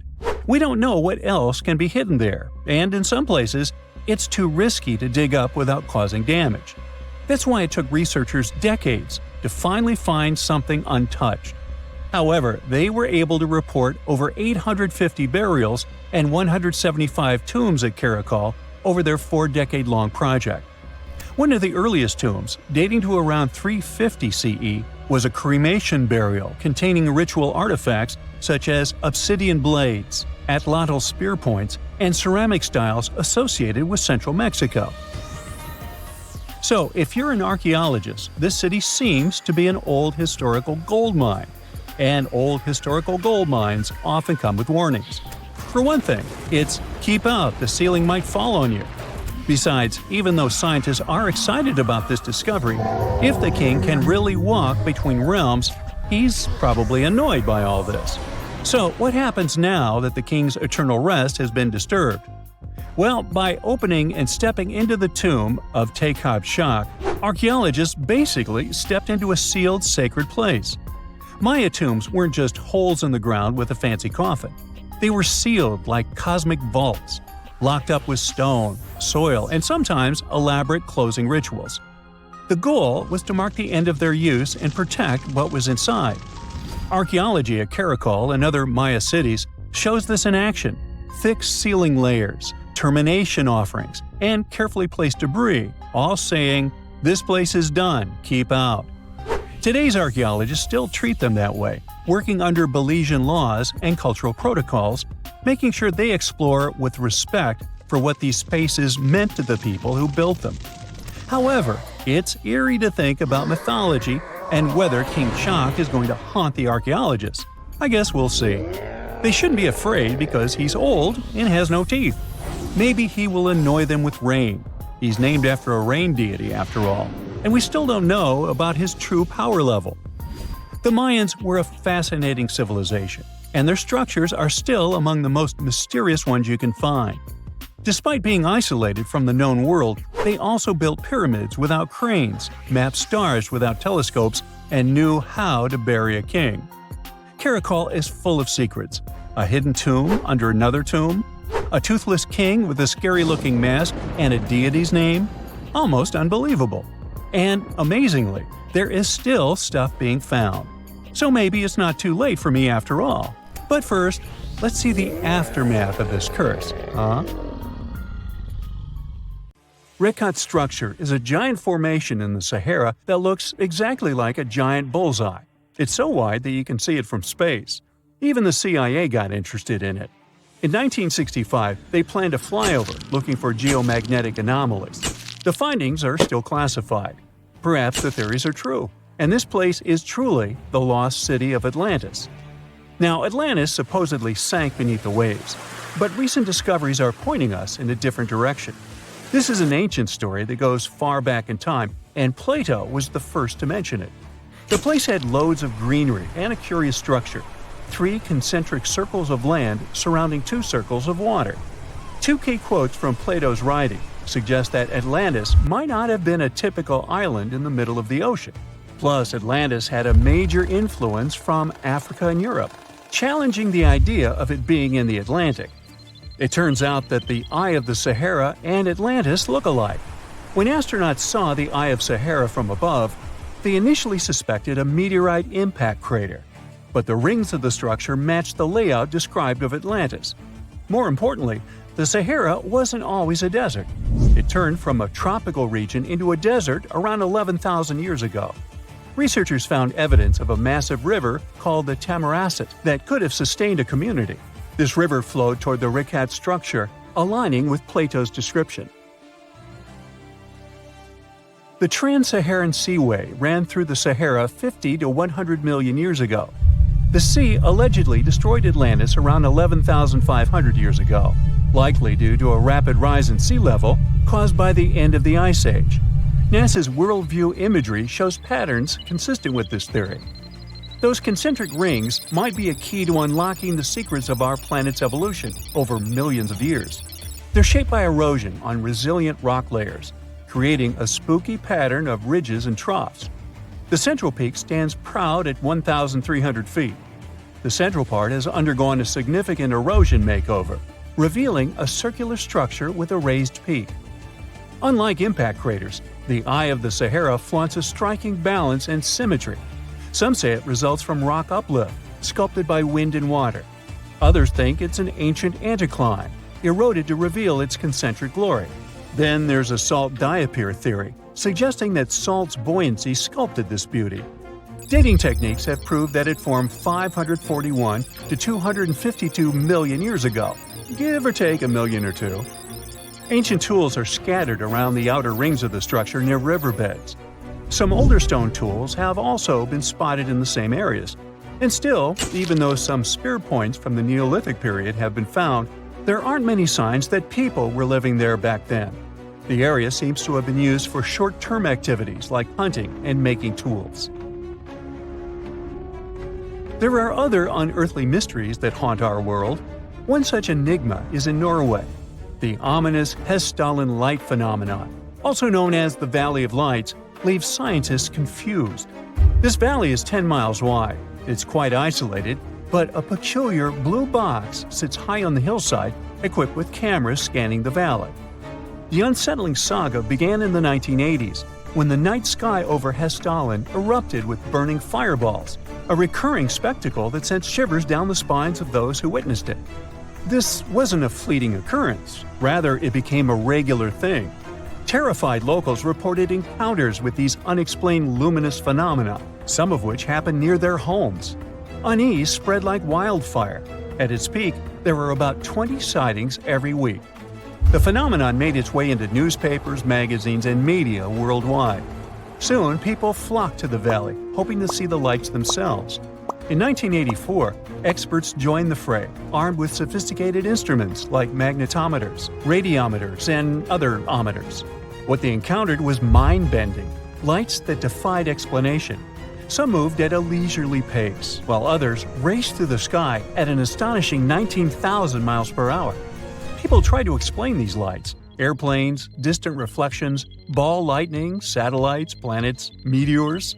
But the speed and how these lights danced ruled out all those theories. We're slowly approaching another mysterious place. This is the greatest subglacial lake among Antarctica's 675 known lakes. It can easily hide unknown life forms.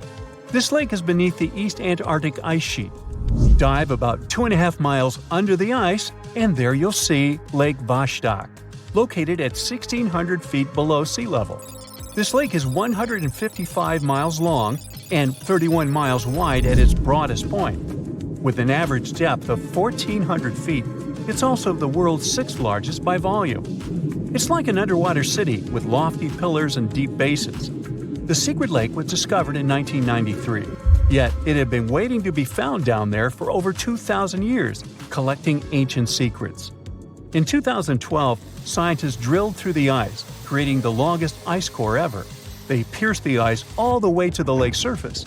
The year 2013 brought an unexpected twist when the tranquil waters erupted during the extraction of an ice core, mixing with drilling fluids.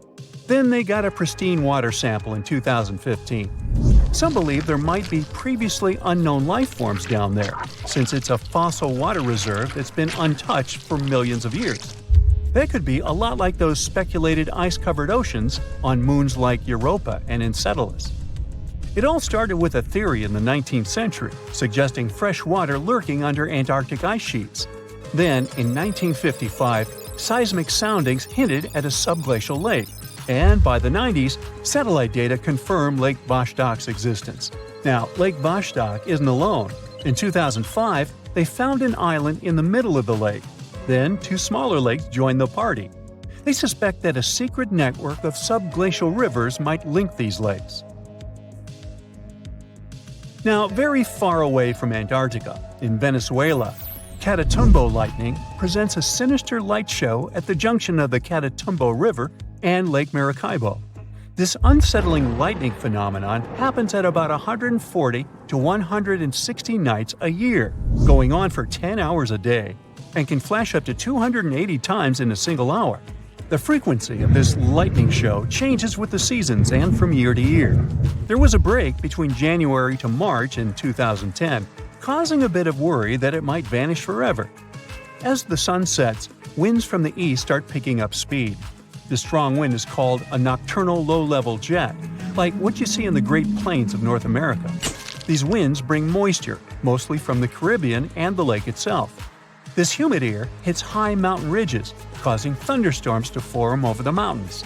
Thanks to the ongoing wind situation, more thunderstorms appear as the night goes on. This pattern repeats itself, and is why this area has the highest annual lightning rate globally. The next place scientists cannot explain is in China. That is the Longyu Caves. They have lofty slanted roofs and sturdy pillars. The spot remained hidden for centuries. These human-made caverns, built around 2,000 years ago, decided to reveal themselves only in the 90s. Local farmers drained some ponds and unveiled 5 massive caverns. Further digging exposed an additional 19 smaller caves. They range from 60 to 110 feet in width and 26 to 50 feet in height. Archaeologists found historical relics from the reign of Emperor Zhuan of Han, dating back to over 2,000 years ago. Now, how did these caves survive for more than 2 millennia without falling apart? No ancient records explain the way they were crafted either. The walls show chisel marks, hinting at some layer-by-layer chiseling action, but the exact construction process is still a head-scratcher. This is a real human brain. Well, it was, until a hot cloud of ash turned it into glass. This crazy transformation happened almost 2,000 years ago, when Mount Vesuvius decided it was a good day to erupt and destroy cities like Pompeii, Atlantis, and Herculaneum.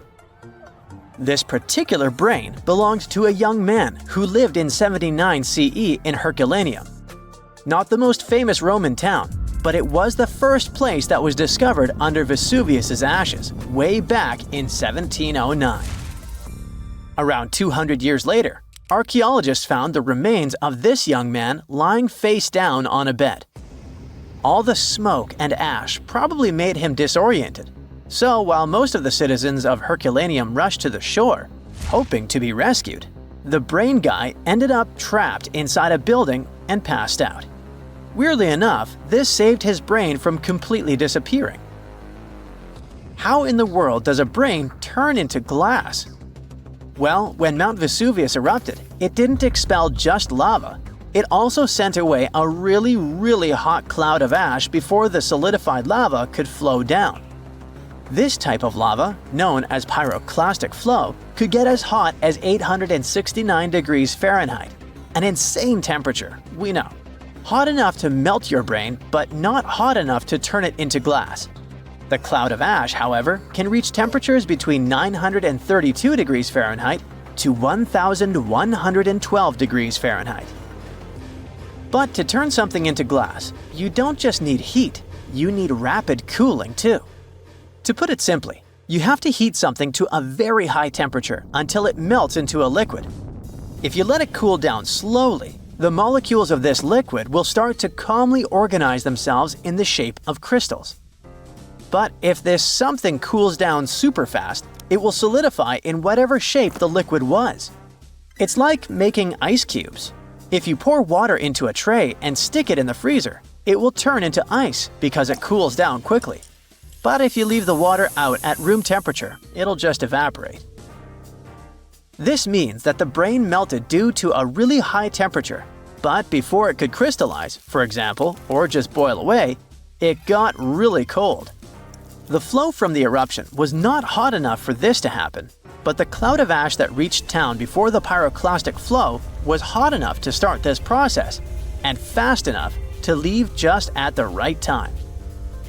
To figure out the exact temperature needed for this brain-to-glass transformation, scientists used a technique called differential scanning calorimetry. This fancy name basically means that they heat up glass shards to see when they start to change shape. They discovered that the cloud of ash had to be exactly 950 degrees Fahrenheit hot for the brain cells to start melting. Now, remember how I said this guy was inside a building, but most of the citizens were outside? Well, those people were also exposed to this drastic change in temperature, but they didn't turn into glass because they were not being protected by the walls of a building. The protection provided by the skull surely helped our guy, but it was not enough. And since other people didn't have the same protection, their brains basically poofed.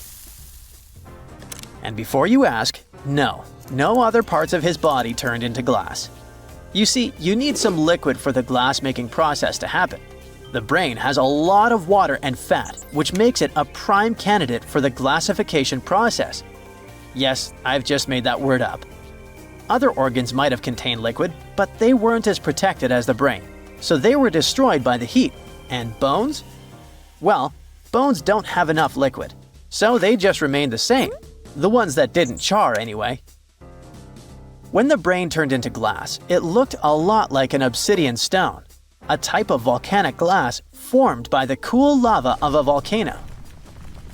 Even the forensic archaeologist who discovered this glassified brain thought it was just a stone at first. He was studying the bones of our hero when he noticed something shining inside of his skull, right in the middle of all the volcanic ash that filled it. To his surprise, this thing was way more fragile than obsidian and smaller too, with some fragments being only a few millimeters large. He only figured this was part of that guy's brain after he took the glass to the lab. With the help of a microscope, he discovered that this was not a stone but an organic tissue, which is basically cells that form our organs. This organic tissue was made by protein, a molecule produced by living things like animals and plants. And this was not just any protein. This one was specific to the human brain because every organ is made of different types of protein. The researchers also found nerve cells preserved inside this glass, complete with the tendrils that help them receive and send messages. The microscope also showed what was left of myelin, a fatty substance that gives a speed boost to the messages traveling along the nerves. This isn't the first time scientists discovered preserved human brains. In fact, more than 4,000 brains have been found since the 17th century. It may not look like a big number, but keep in mind that finding only the brain preserved in a skeleton while the other organs are gone is not that common. You see, the human brain is actually the first thing that decomposes when we're 6 feet under, and it usually turns into liquid. When scientists stumble upon a human brain, it's usually dried, frozen, or literally turned into soap. A brain can be dehydrated if a person perishes in a place that is very hot, like a desert. Frozen brains are found, obviously, in places that are super cold, like polar tundras. A brain turned into soap may sound weird, but the saponification process is not that rare. You need a lot of fat and oils to make soap, and the human brain is filled with this. It's a complex process, but if you find a brain that turned into soap, it must have been buried in a place that is very wet and has little oxygen. Back in 1982, for example, construction workers found dozens of human skeletons in a pond in Florida. They were all 8,000 years old, and 91 of them actually had their brains still somewhat intact. And by intact, I mean they turned into jelly soap. During the 2000s, the brains of 45 people were found in Spain, preserved because of this saponification process. This discovery helped researchers understand the chemical composition of the brains and even the weather conditions of the moment when these people passed away. Scientists also discovered two 3,700-year-old brains in Turkey that belonged to a middle-aged man and a teenager that were trying to escape an attack on their city. This time, the brains turned into charcoal because of a super hot fire. And even though their skulls preserved the brains in this state, the heating and cooling process was probably not intense enough to glassify them. But this? It's the first time in history that scientists have found a brain that naturally turned into glass. It's like finding a unicorn, but in a more scientific way. So what does this discovery mean? Well, for starters, it gives us a glimpse into the lives of those who existed such a long time ago. Secondly, it taught scientists an amazing way to preserve the human brain. It also shows just how powerful nature can be, powerful enough to turn a brain into glass, but delicate enough to preserve it for thousands of years. So, let's give a shout out to the young man who unknowingly contributed to science. He probably had no idea that his brain would one day be the star of a groundbreaking discovery. His tragic end has given us a fascinating peek into the past. Have you heard of Göbekli Tepe? It's an ancient site in Turkey that literally made historians rewrite history books. Over 11,000 years ago, a group of prehistoric humans crafted an enigmatic masterpiece that's even older than Stonehenge.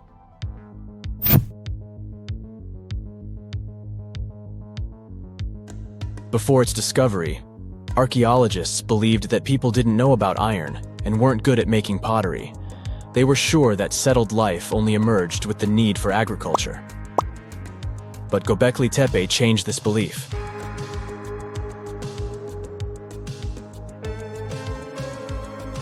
The place has revealed that it was the temple that paved the way for a settled life, not agriculture.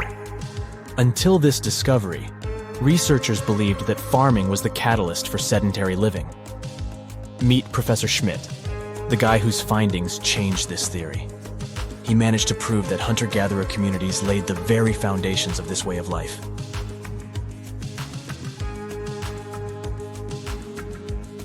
Back in the 1960s, other archaeologists visited the area, but they totally missed the mark. While surveying the region, they stumbled upon a hill with scattered limestone slabs and concluded it was just an old burial ground from medieval times. Little did they know that there was so much more to uncover.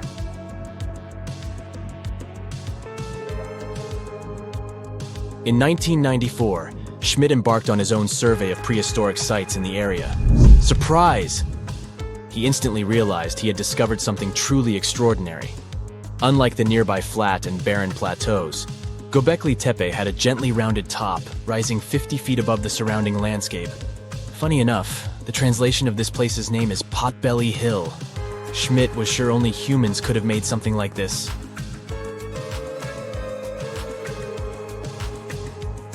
Those broken limestone pieces that were mistaken for gravestones turned out to be way more exciting. It was like stumbling upon a hidden treasure. The pieces took on a whole new meaning, and Schmidt with his team was about to dive into the secrets waiting beneath the surface. To their surprise, they found no traces of a settlement. No hearths for cooking, no houses, and none of those adorable clay figurines commonly found in nearby sites of similar age. However, they uncovered that those ancient people used tools like stone hammers. So, Schmidt and his team put their heads together and took a wild guess at the age of Göbekli Tepe's stone structures. Their estimation got backed up by some limited carbon dating done right at the site. The ancient vibes of this place were finally starting to make sense. It was like a puzzle slowly coming together.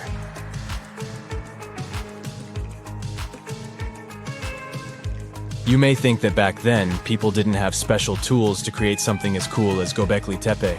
Not true. Turns out, these prehistoric folks used flint tools instead of fancy metal chisels. They were also skilled at chipping away softer limestone and crafting pillars right on the spot. Afterward, they carried the pillars a short distance to the summit and placed them upright. Once the stone rings were complete, they covered them with layers of dirt. Over time, they added new rings, and voila! You've got a cool hill to impress people in the future.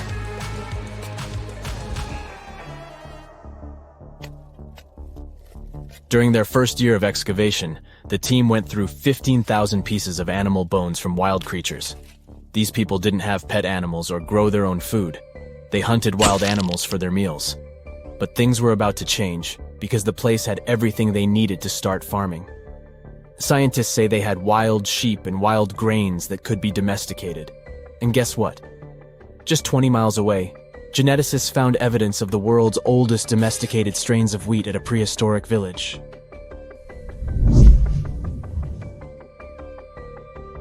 These amazing findings have completely changed how we view civilization. In the past, experts believed that people needed to learn how to farm and settle in one place before they could build temples and develop complex societies. But guess what? Schmidt's research flips that idea on its head. He claims that the incredible effort put into constructing these astonishing structures actually set the stage for the development of advanced societies. It means that societal and cultural changes happened before agriculture. Schmidt has this fascinating hypothesis about Göbekli Tepe.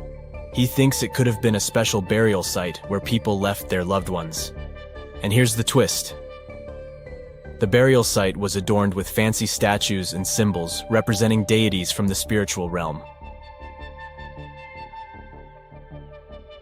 The idea that Göbekli Tepe could have served as a sacred place adds another layer of complexity to the whole story. While the site's true purpose may remain elusive, Schmidt's insights invite us to consider the profound interplay between life and the afterlife, and the deep reverence ancient hunter-gatherer societies may have had for their departed ancestors. Now let's talk about the stars of the show, the mesmerizing T-shaped columns that dominate Göbekli Tepe. These mysterious structures range from 10 to 20 feet tall and most likely represent stylized human figures. But one figure stands out from the rest, the three-dimensional lion relief. This depiction really fires up our imagination. Why? Because it hints at the possibility that lions roamed Anatolia during the Neolithic period.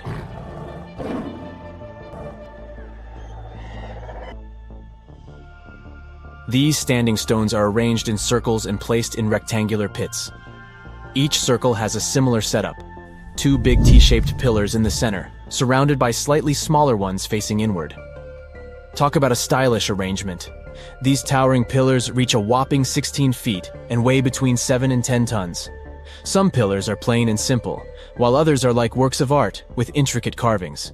Foxes, scorpions, and vultures come to life, crawling and twisting on the pillars' sides. But it's not just animals depicted on these stones. Some pillars have abstract shapes representing humans, and even small carvings of clothing items. Some of them even have belts. Now, there's one pillar that stands out from the rest like a rock star. This super old stone pillar suggests that a comet crashed into Earth. It happened during a chilly period that lasted about 1,000 years. Previous studies examining Greenland ice cores hinted at this comet theory, but now the carvings at Göbekli Tepe prove it right.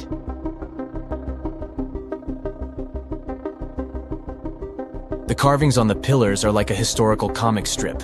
They even show a headless human figure.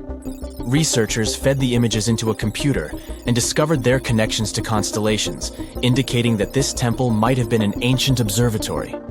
It's like our ancestors were trying to document this cataclysmic event in their own unique way. Archaeologists have been excavating and researching Göbekli Tepe since the mid-1990s, peeling back layers of history and providing us with a deeper understanding of the intricate relationship between various elements. They have no plans to stop the whole process for another 150 years. Who knows what else they'll find? You see, Göbekli Tepe has been labeled purely as a ritual site with no signs of domestic activities. We were led to believe that the absence of water meant it couldn't support semi-sedentary communities.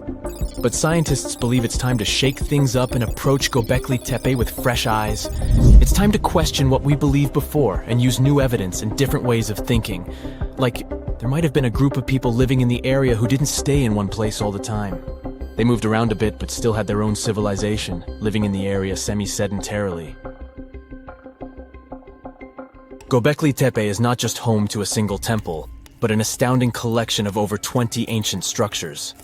As archaeologists delve into the depths of this wonder, they are unraveling its unique layout, featuring two prominent focal points at the heart of each establishment, complemented by smaller structures and dividing walls. What's even crazier is that in this area, there are over 200 obelisks, which are narrow tapering monuments. It's 1898, and you're taking part in excavations in Saqqara. This place, not far away from Cairo, is full of ancient tombs and pyramids. You're in your Indiana Jones mood and hope to find something really phenomenal to become famous. Gold, manuscripts, treasure maps, mummies of famous pharaohs. Wait, a wooden bird? You're really disappointed as it looks like a regular toy. An old one, but still. Little do you know that years later, someone would propose that your bird was actually an ancient monoplane. So the artifact, nicknamed the Saqqara bird, is made of a sycamore tree. The birdie has a wingspan of just 7 inches and weighs around 40 grams. A perfect original souvenir from Egypt, I would say. It's over 2,000 years old and looks pretty plain, without any carvings of feathers or other intricate ornaments. It has a beak and eyes though, which makes our find look like a hawk, the emblem of the deity Horus. Its tail is rather unusual as it's squared, looks weirdly upright, and it seems like the sunken part of it was the place for a now missing piece. Humans love solving a good mystery, so there have been several attempts to explain the use of the birdie. First, quite simply, is that it was a ceremonial object. The second idea is that it was a toy for a child from some well-off family. It could have been some sort of boomerang, which was a popular concept in ancient Egypt. Then there was a theory that the bird had been used as a weather vane. But this one has been debunked as the figure doesn't have any holes or markings, except for the one made at the museum in Cairo to fix the exhibit on a stick. So there was no way to hang it in the past. Almost a century after the bird was found, Egyptologist Dr. Khalil Masiha proposed a new theory that it could have been a model of a monoplane. He believed the bird was missing a horizontal tailplane. Otherwise, it had its wings set at a right angle, similar to that of modern planes. It could have worked to generate the aerodynamic lift necessary for flights. Dr. Masiha also claimed that it was common at that time to place miniature models of technological inventions in tombs. So, did the ancient Egyptians really invent the plane in 200 BCE? That would make the Wright brothers, who are considered the inventors of aviation, really upset. They made one of their first flights only in 1903. There's just one way to know for sure, and that is to test the model. But you know, the ancient museum in Cairo would unlikely let one of their cherished exhibits fly around like a toy. That's why glider designer Martin Gregory built a similar model, this time of balsa wood, and concluded that even with the missing tailplane, the plane wasn't much of a flyer. Case solved? Not really. This didn't sound convincing enough to the History Channel, so they invited an aerodynamics expert to build another replica of the bird. He tested it in weather conditions similar to those in Egypt and was impressed with the little plane's abilities. So, if they did invent the prototype of a plane back in the times of pharaohs, it would be a good example of an oupart. That's an out-of-place artifact, an object that's way ahead of its time in terms of technology or history. And the Saqqara bird isn't the only example of such a revolutionary concept. In 1901, a group of divers retrieved the Antikythera mechanism from an underwater shipwreck near the Greek island of Antikythera. It's been dubbed the world's first analog computer, and it's currently dated around 100 BCE. The bronze mechanism could tell the position of the sun, moon, planets, and stars, as well as the lunar phase, the dates of upcoming solar eclipses, and even the speed at which the moon moves through the sky. No one's sure who used it and how or where it was made. But it's obvious that it's extremely precise and way too advanced for its time. The first flushing toilets in the world were invented in the middle of the 20th century. Just kidding. The ancient Minoans on the Mediterranean island of Crete and the Indus Valley civilization both came up with this brilliant invention at the same time, around 4,000 years ago. The plumbing and sanitation were so well done that no one managed to design anything better until 2,000 years later. One ancient Minoan lavatory was discovered at the Palace of Knossos. It looks like it had a wooden seat set over a tunnel that directed water from a rooftop reservoir to an underground sewer. Other varieties got water from jugs. Only the super rich people could afford all this glory. So if you wanted to shop for real estate back then, the flushing toilet would be a telltale sign you were in the rich neighborhood. Automated doors became a cool, seemingly new invention back in 1931. But the technology behind them is actually much older. Think the 1st century CE old. Mathematician and engineer Heron of Alexandria came up with a hydraulic system to open and close temple doors. To bring it into action, you need to light a fire to produce heat. There was a brass pot under the fire, half filled with water. The inventor connected the brass pot to containers that acted as weights. When the fire was burning, the water moved into the containers. They went down and pulled the ropes. It was nothing like a supermarket door that opens in front of you before you even have time to think. Heron's door took hours to open, and there was no way to stop the process. That's why they only opened the doors once a day before people entered the temple, to add some mysticism at the temple during ceremonies. Spooky. Looks like the first ever battery was invented in Baghdad around 2,000 years ago. A German archaeologist found this oval-shaped clay jar in 1938. Scientists are still not sure what purpose it served and who exactly invented it. There is a theory that it was used for electroplating objects with precious metals. When they filled it with a weak acid like vinegar, the battery produced around 1 volt of electricity. Another theory says it was a vessel for sacred scrolls. Would you like to buy contact lenses designed by Leonardo da Vinci himself? In 1508, he invented a glass lens with a funnel on one side. You were supposed to wear it with water inside to improve your vision. Sounds a bit uncomfortable, doesn't it? So, around a century later, French scientist René Descartes decided to improve the idea and make the cornea contact the future lenses. Contacts because they contact your eyes, get it? The glass tube with liquid did help improve vision, but blinking was sadly impossible. 2.5 centuries later, new technologies in the glass industry let scientists design contacts that would fit in the eye and even let the wearer blink. Thanks, guys! Still, those lenses were made of heavy blown glass and didn't let the eye breathe.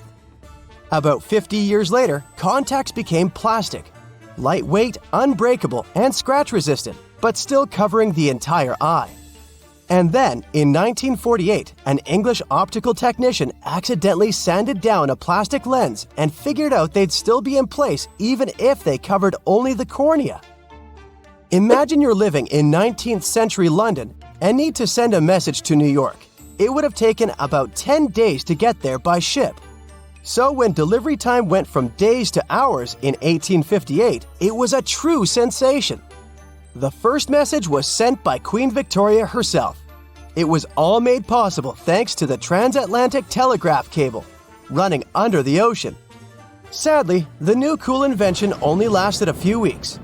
It took years to bring it back to life.